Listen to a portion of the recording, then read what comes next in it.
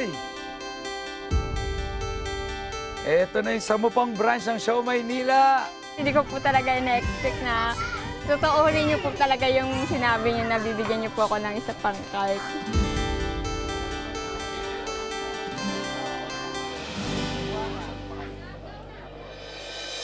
Layunin namin sa Dear SB na makitang umaasenso ang mga kabuhayan ng mga kapwa nating Pilipino.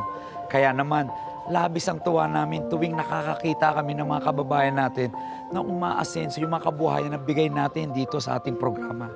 Isa dyan si Joy Mitra na napagkalooban ng isang Show Maynila franchise business noong nakaraang taon at matapos ang ilang buwan ay nakikita natin na umaasenso na sa buhay.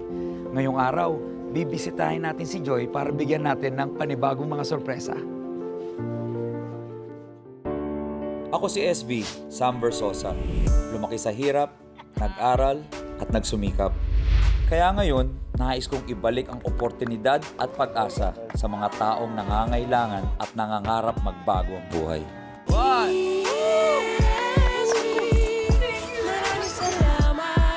Pilihan nyo yung mga size nyo. Bibigay pa kami sa'yo na. Ako si SB, Sam Versosa. Buksan na yung mga regalo! Memorable talaga sa akin ang birthday ko noong 2024. Paano ba naman? Kasama kong nag-celebrate ang 100 nating mga kababayan. Niregaluhan natin ng mga Show Maynila mobile franchise business pang negosyo. Maraming salamat po, SB.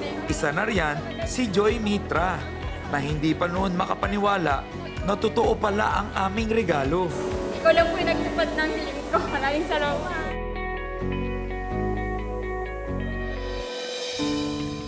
Hindi man makapaniwala noon si Joy, mabigat naman ang binitawan niyang pangako.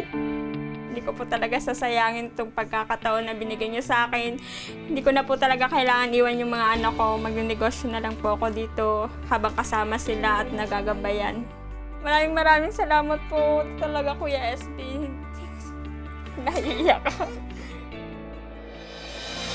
Oh, kamusta? At ito na nga, noong Disyembre, halos 3 buwan pa lang mula nung matanggap niya ang sarili niyang Show Maynila card, laking tuwa ko nang mabalitaan na lumalago na pala ang kanyang business. Nung araw ding yun, nagbitaw din ako ng pangako kay Joy. Natuto pa rin na natin ngayon. Dahil nakita ko napakasipag mo, tutulungan kita magkaroon ng second card, ha? Okay, congratulations!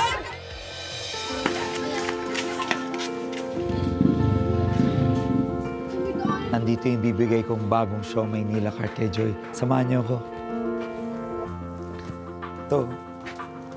Kumusta? Okay ba? Ready na ba lahat? Opo, ready na po. Ito yung bagong Show Maynila card na ibibigay ko sa kanya. Puno ng mga siomai.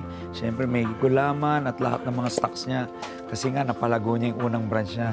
Nangako ako sa kanya na bibigyan ko siya ng panibagong branch pag nakita ko lumago yung kanyang negosyo. Kaya tara, samahan niyo ako. Ako mismo yung magbabike ng Show Maynila papunta kay Joy. Surpresahin natin siya.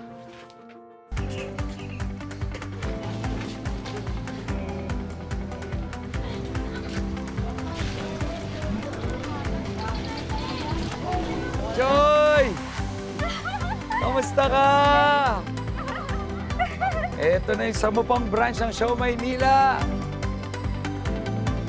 Hindi ko po talaga ina-expect na totoorin niyo po talaga yung sinabi niyo na bibigyan niyo po ako ng isa pang card. Pang 3 card ko na po yan. Pangatlo mo na? Opo. Hindi mo na nata yung pangalawa. Talaga Hindi na po. Ibig mong sabihin, nung pinangakuan kita na bibigyan kita ng isa pang branch, bumili ka na ng sarili mo at nagpagawa ka na ng sarili mong Opo, Show bumili Maynila na po ako cards. ng second hand na card para nagamit ko na po siya kasi nung Nazareno, nung ano po. Dumadayo na din po. Tandayo po Ako po yung namin. driver. Ikaw na yung dumadayo. Opo. Ay, ito na yung isa. Opo. May kasama bang motor? Opo. SB, hindi po mawala yung mukha mo dyan. Sobrang blessed po ako na tinulungan niyo po ako dahil tinulungan ko rin po yung sarili ko na mapalago po yung binigay niyo pong negosyo. Talagang pinabilib ako ni Joy sa kanyang pagsisikap. Hindi siya basta nag-antay lang sa aking pangalawang regalo. Nag-ipon silang mag-asawa para makabili ng sarili nilang cart na demotor. Entrepreneur mag-isip to si Joy. Tapos nabawi ko na po agad yung puhunan ko po dito nung Nazareno po.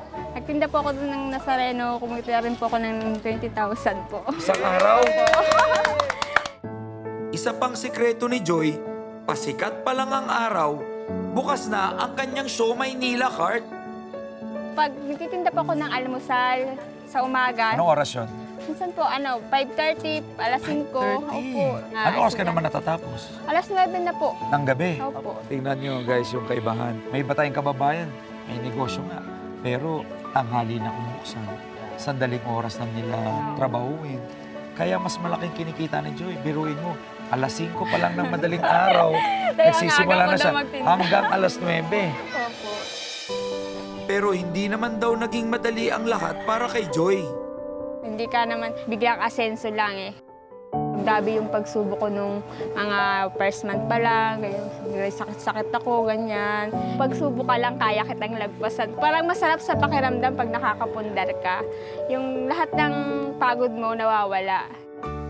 Ang araw-araw na pagsisipag ni Joy para siyempre sa kanilang mga anak na malapit na rin palang madagdagan ng pangatlo.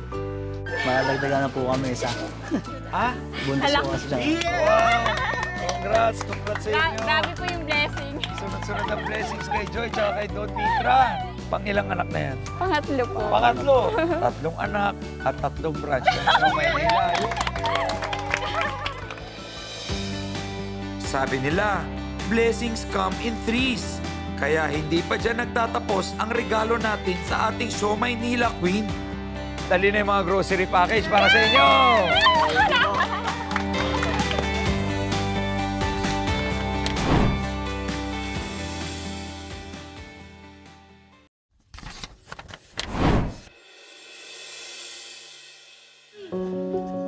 Bago naging Siomai Nila Queen ng Baseco si Joy, sinubukan niyang makipagsapalaran bilang OFW sa Singapore. Kahit dalawa na kami nagtatrabaho, kulang lagi. Kaya gusto ko sanang mag-abroad para iparanas ko sa mga anak ko yung kahit papaano mabibigay ko sa kanila yung mga gusto nila. Pero makalipas ang 3 buwan doon at patong-patong na gasto sa ahensya, na-reject din ang kanyang work visa. Sobrang lungkot ko nun na parang feeling ko na hindi na ako aasenso, ganito na lang yung buhay ko. Doon na raw siya nag-comment sa aking Facebook page. And the rest is history, ika nga. Kaya bilang pagkilala sa kanyang pagsisikap, hindi lang karagdagang Siomai Nila cart ang regalo namin para sa kanyang lumalaking pamilya. Dahil bilib na bilib ako, dahil napalago nyo, yung Siomai Nila business nyo, hindi lang 2, kundi pangatlo na, dahil nandito na rin ako, sasamahan ko na rin ang regalo para sa buong pamilya. Dali na yung mga grocery package para sa inyo! Maraming po salamat, SB. Walang anuman. Ako, Joy, masayang-masaya ako dahil naging inspirasyon ka. Hindi lang sa akin, kundi sa mga nanonood. At sana, mag-inspirasyon ka rin doon sa mga ibang nagnenegosyo. Meron ka bang maipapayo doon sa mga kapwa mo magnenegosyo para mapalago din nila yung kanilang mga munting negosyo at Siomai Nila? Grabe, ang puhunan ko po rin dyan, pagod, pagtsatsaga, pagsisikap. Kaya ayun, parang ngayon na inaani ko na lang. Magpatuloy lang po kayo kung ano mang goal nyo, kung ano mang gusto nyo sa buhay. Basta may goal po kayo, mararating nyo po yun. May tanong ako, o gaano karaming siomai gusto mo mabenta sa isang araw? Una pa lang, 100 pesos pa lang yung nauupa paubos ko bago pa lang. Tapos parang araw-araw ko na-excite magtinda. Kaya sabi ko, kailangan goal ko. Bukas naman 200. Tapos bukas sa 300. Hanggang mapaubos ako ng 500 sa isang araw. 500 siomai sa isang araw. Tapos hindi lang po pala yun. Nag-online po pala ako. So, nagpo-post ka rin? Opo, online po. Tapos nag-deliver po yung asawa ko. Kaya ikaw, pag gusto mo man magnegosyo, wala talagang imposible basta sisikapan mo. Walang madali. Sabi nga ni Joy Wala tsaka pong ni Don. madali talaga sa... Dumaan siya sa hirap, nagkakasakit na siya, Tagaan lang po. sinaga nila. Pero eventually, nung nakilala na sila rito, dinagdagan pa nila ng online marketing. Bukod sa nabili niyang pangalawang Siomai Nila cart, ipinakita rin ni Joy sa akin ang iba pa niyang naipundar mula sa pagtitinda ng siomai. Ito pa po, SB, meron pa po akong isang negosyo, yung Chili garlic oil po. Ikaw na mismo ang gumawa ng chili garlic mo. Opo, bibenta din po ako nito. 60 pesos lang po yung benta ko Meron na siya niyan. sariling chili garlic niya. Lahat connected dun sa Show Maynila. Pwede mo na-supplyan pala yung Show Maynila natin. Oh, kaya nga po, mura nga lang po Diba, yung libo-libo na paninda. yung ano natin, mga Show Maynila cards. Yes. Pwedeng isupply ni Joy to. So, ito ba? Ano to, Joy? Frozen food po. Ito yung frozen food business mo. Opo. Dito na rin po nilalagay yung siomay. Opo. So, dahil kailangan niya ng freezer para sa siomay, naisipan na rin niyang magbenta ng mga Dati frozen po, foods. iniisip ko, maliit na ano lang, freezer ko. Iniisip ko na mag-e-expand ako eh, kaya in-advance ko na po, malaking freezer na po yung binili ko. Diba? Ano yung mga difference o ano na yung kaibahan ng buhay niyo dati tsaka ngayon? Na ngayon kumikita na kayo, may sarili na kayo negosyo. Dati po, baan kami sa utang, hinahatiran lang kami ng biyanan ko ng ulam, ng pagkain, dati. Pero ngayon, kakaluto na kami kung anong gusto namin, pagkain, kakain kami sa labas, kung anong gusto namin, nakakain na namin, saka nabibili na namin yung gusto namin. Galing, nakakatawa kasi yung storya nila ni Don tsaka ni Joy, storya ng mga kapwa nating mga Pilipino na naghahanap ng pwede nilang pagkakitaan, hindi nila alam ang gagawin. Pero ngayon, sila po yung patunay na pag nabigyan ka ng oportunidad, huwag mong sasayangin. Opo. Bagkos, palaguin mo. Opo. Sana yung story nyo ngayong araw ay talaga magbigay inspirasyon sa mga kababayan natin. Hindi lang doon sa mga may Show Maynila card, kundi sa mga kababayan natin na nag-aasang magkaroon ng sarili nilang negosyo. Muli, maraming salamat, Joy. Don, thank you so much. Palakihin nyo pa to ng palakin, ha? Hindi na ako magugulat next time. Baka makabili na kayo ng sarili nyong bahay at matupad yung mga pangarap ninyo. Sana po. May awa ang Diyos. Ang bawat regalo sa atin ng buhay, oportunidad para mas mapabuti ang ating sarili. Kung sasayangin natin ang mga pagkakataong ibinigay sa atin, hindi natin maabot ang kasaganahang nakalaan para sa atin. Joy! Ito na yung 10 pang branch ng Show Maynila. Pero kung yayakapin natin ito at aalagaan, tiyak magbubunga rin ito ng maraming biyaya. Dali na yung mga grocery package para sa inyo! Maraming po salamat, SB. Muli, ako si SB, Sam Versosa, at ito ang Dear SB. Maraming salamat. Ikaw ang kasama.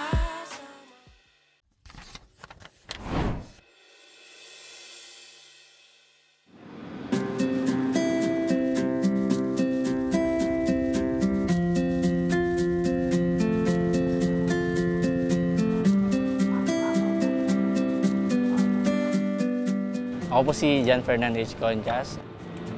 Nakilala po ako sa pagbabike ko po.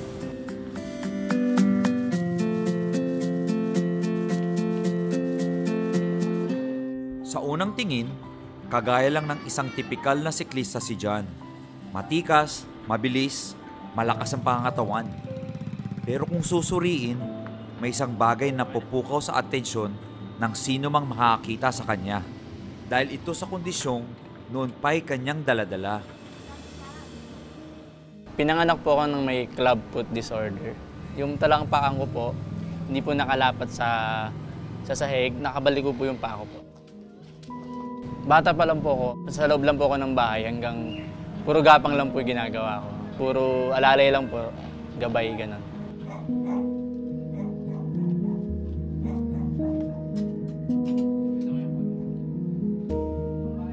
Pag may nakikita po akong mga bata naglalaro sa labas, siyempre po andun po yung inggit. Malungkot lang na kasi hindi ko nagagawa yung nagagawa nila. Nakapaglakad po ako, 5 years old na po ako. Hindi malinaw sa pamilya ni John kung anong dahilan ng kanyang kondisyon. Pero imbis na kaawaan, binuhos nila kay John ang kanilang suporta at pagmamahal. Ang maganda po kasi is pinalaki ako nung mama ko na independent. So mag-isa lang po ako pumapasok, umuwi. Hanggang sa nag-high school. Minsan ako rin po nagplantya ng uniform. Tinuruan din po akong, yun nga, gawaing bahay, luto. Kaya ko pong mag-isa. Gaano man katatag si John, may mga pagkakataon pa ring pilit siyang ginigiba ng mga taong hindi nakakaunawa. Naka-experience po ako ng discrimination lalo na po nung nag-aral na po ako. Andun po yung mga pang-aasar, panglalait. Ayun po yung dahilan bakit huminto ako nung grade 1. Dati po talaga pong down na down po ako noon nung bata ako. Kasi walang araw na hindi ako inasar. Kahit palabas pa lang po ng lugar namin. Naging emotional po ako. Siyempre po, andun po yung mga tanong na bakit nangyari sa akin to. Nung bumalik po ako nung pag-aaral, nasa mindset ko na po yung kahit anong asar nila, tuloy pa lang din po ako. Hindi na po ako nagpapa-apekto. Hindi man tanggap ng ilan, nagkaroon si Jan ng dahilan para mas piliing maigi ang mga taong tatanggapin niya sa buhay niya. Napasok po ako sa Christian churches po. So, yun po malaking tulong po sa akin. So, dinadaan ko na lang po sa prayer. So, kay Lord na lang po talaga ako makapit. Dito na rin niya nakilala ang tunay niyang mga kaibigan at natuklasan ang kanyang mga hilig at talento. Bata pa lang po kasi ako na mahilig ko na po mag-bike. May mga tao pong nagbigay sa akin ng lakas ng loob para po sumama sa kanila mag-bike. Athletic po akong tao. Hindi po hadlang sa akin yung kapansanan ko para po sumali sa mga iba't ibang sports activity tulad po nag-rowing po ako dati. Tapos yun po, nagba-basketball din po ako. Mayroon po akong ka-churchmate na nakalaro po.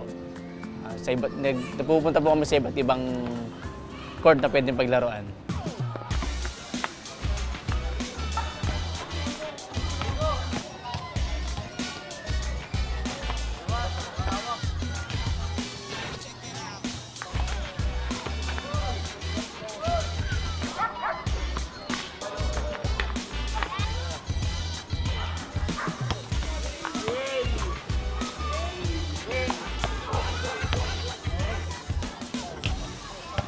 Ang natulong po sa akin noon na feeling ko po naging normal ako na tao. Normal lang din yung pamumuhay ko sa ganong pagtrato nila na hindi porket may kapansanan ako, dapat i-treat nila ako ng special. Pero minsan, kahit anong pilit ni Jan na mamuhay ng normal, sadyang may mga taong pilit humihila sa kanya pababa.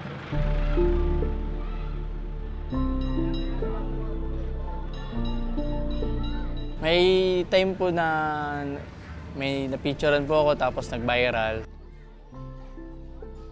Meron po ako nabasa na ganyan ka na, nagbabike ka pa. Tinignan ko po sa challenge. Kasi ganito na ako tapos gusto mo nakaiga lang ako sa bahay. Hindi man niya indahin ang kanyang kapansanan, pakiramdam niya, kulang pa rin siya sa paningin ng ibang tao. One time po nag-apply po ako sa call, okay naman po ako. Iniisip ko na po pag na actual na, face-to-face na, parang sagad pa lang po, bagsak na ako. Nag-think po ako kung ano po yung pwedeng maging trabaho ko na di hadlang yung kapansanan ko po. So, nag-aral po kasi ako ngayon, IT, hardware po. So, more on kamay lang sa utak lang din yung gagawin doon. Sa PWD po, may mga bagay po na hindi ko kayang gawin, like yung normal lang sa inyo. Ang gusto ko pong ipaalam sa inyo is, tao din po ako. Pero may mga kaya kong gawin na hindi kayang gawin ng ibang tao. Gusto lang din po namin mabuhay ng normal. May tanong ako kay Lord, bakit ako, mabait naman akong tao, wala akong bisyo. Pwede namang iba na lang. Saan ba ride dati ngayon? Diyan lang po, mag-ikot-ikot. Yan, yung malaking regalo na yan. Para sa'yo yan. 3, 2, 1! Woo! Yeah!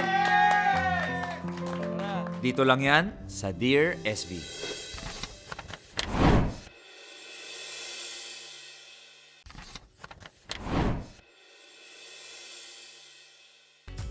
Aktibo,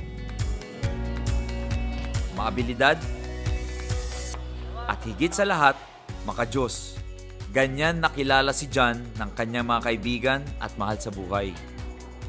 Pero sa mundong puno ng paghuhusga, ramdam na ramdam ni Jan ang kanyang kakulangan. Siyempre, kailangan po magtrabaho. So, hindi ka makapagtrabaho kasi nga may qualification sila. Gusto ko rin po mabuhay ng normal lang. So, ayaw ng community na ganun. Dumating na po yung time na May tanong ako kay Lord, bakit ako, mabait naman akong tao, wala akong bisyo, pwede namang iba na lang. Pero sa kabila ng pag-aalinlangan, mas pinili ni John na tumayong may dangal at maging kapaki-pakinabang.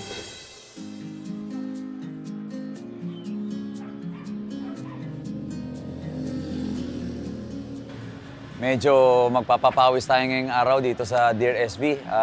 Maya-maya lang makikilala natin si John.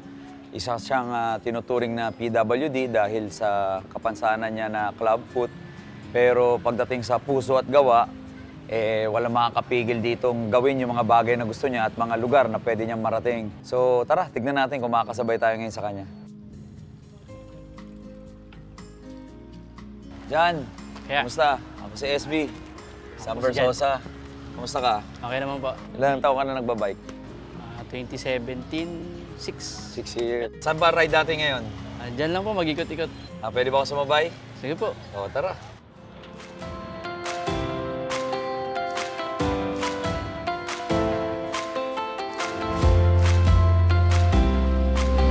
Ano pang mga nilalaro, sports mo bukod dito? Dati po, nag-rowing din po ako. Basketball, Laro lang po ako sa basketball. marathon.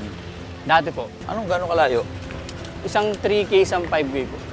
Pero, anong naisip mo? Bakit napasok mo yung pagbabike tsaka sports? Naglakad na ako ng medyo matagal.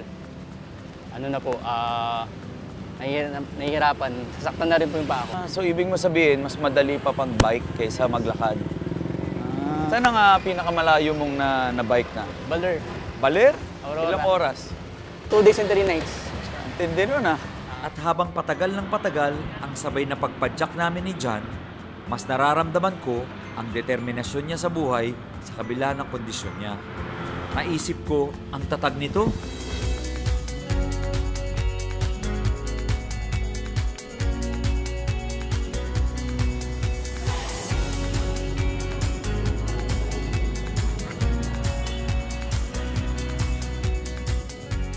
Ganda rito, no?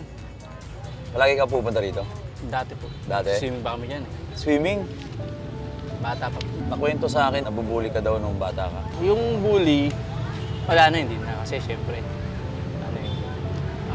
hindi naman sa nagpapapita pero pag tayo, syempre, Lumalaban na. yung discriminate, madalas. Lalo na dati, pag mag-apply ng work. Kasi nga, hindi rin ako tapos ng high school, ng college, so... Naisip ba minsan na sana naging normal yung mga paa mo? Oo naman, naisip ko rin. Kung mabibigyan ka ng chance na maging normal ulit yung paa mo, ma-offerhan ka o mabigyan ng paraan para maayos yan, susubukan mo ba? Open ka ba sa idea? Sa ngayon po, mga pinagdaanan ko, yes. Alam ko marami kang pinagdaanan pero hindi pa rin napaghihinaan yung loob mo at patuloy kang lumalaban sa buhay. Kasama ko si Lord. At dahil bukas si John sa idea na sumailalim sa club foot treatment, ito na ang senyales para bumalik kami sa lugar nila para sa sorpresang inihanda ng Dear SB para sa kanya.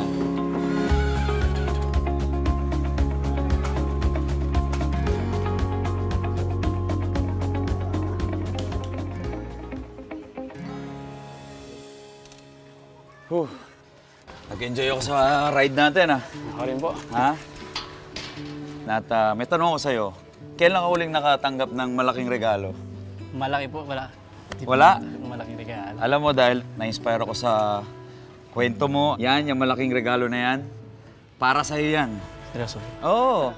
Thank you po. Maraming salamat. Regalo ng Dear SB sa'yo. Ito. Ready ka na? Ready na. O sige. 5, 4, 3, 2, 1. Woo! Yeah! Yay!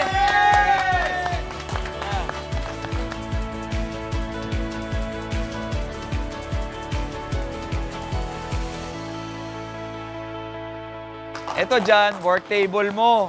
Itong work table na to, kompleto yan ng mga tools, ng mga kits para mapag-practicean mo yung balak mong maging technician. Ano nararamdaman mo? Masaya po. Ha? Masaya ka na Masaya dyan? po, masaya. Pero syempre, may workstation ka. Ano pang kulang? Siyempre, kailangan mo ng laptop. Kaya meron pa kami regalong laptop para sa'yo.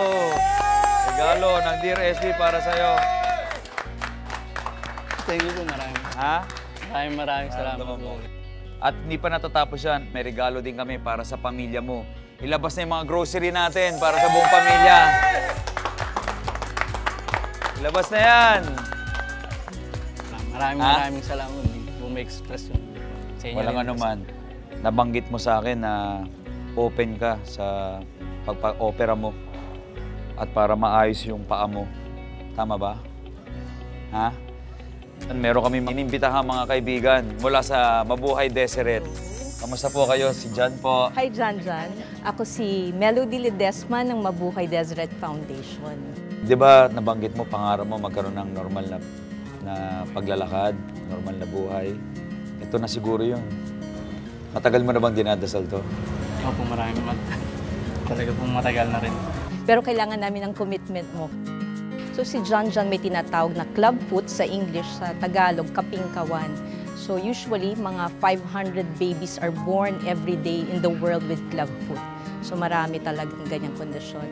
Ang usually ginagawa po namin sa treatment ng clubfoot Ponseti method, yung sinisimento, kinakas siya weekly, tapos binabasag ulit and then casting ulit. Maaring ang operasyon sa kanya medyo mas complicated kasi medyo may edad na siya. Pero ang success naman natin sa ganyang correction usually masasabi kong almost 90 to 100% yung success. Basta't committed lang yung ating pasyente. Sir SB, maraming salamat po sa binigyan niyo pong opportunity lalo sa akin sa ngayon po. Kami ang masaya dyan at nabigyan ka namin ng ganitong tulong. Ang misyon ng SB makatulong sa mga kababayan natin na nagbibigay inspirasyon sa iba. Katulad mo, na kahit may pinagdadaan ng kapansanan, talagang pinatutunayan sa lahat na walang imposible. Marami man tayong pagkakaiba, lahat tayo pantay-pantay.